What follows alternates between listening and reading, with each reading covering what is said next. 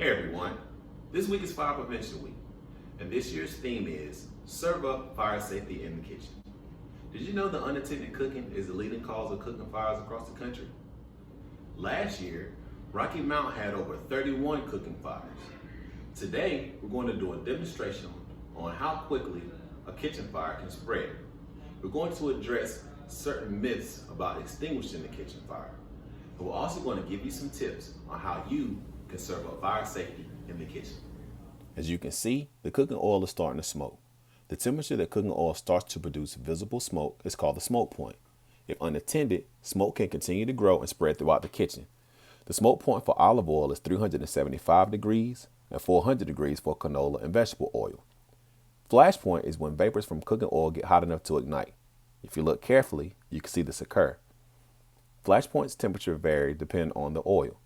They may be as low as 400 degrees and up to 600. The fire point is the temperature at which the vapor of that fuel will continue to burn for at least 5 seconds after ignition. The fire point is usually about 15 to 20 degrees higher than the flash point and varies depending on the type of oil used.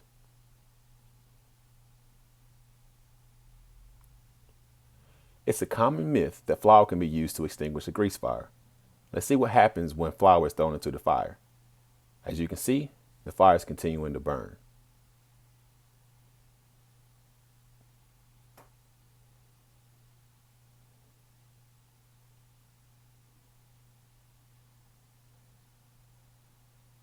And now, let's look at why we never want to throw water on a grease fire.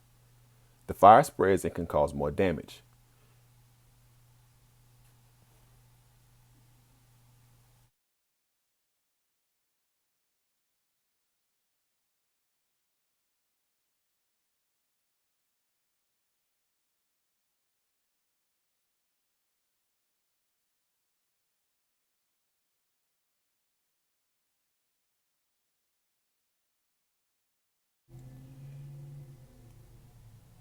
Always keep a lid nearby when you're frying food.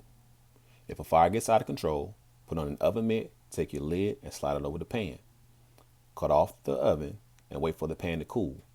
Do not try to pick up the pan and move it. You can spill the contents, burn yourself or other people. When in doubt, just get out. Get you and your family out of your home, close the doors behind you to help contain the fire, get to your meeting place, and dial 911.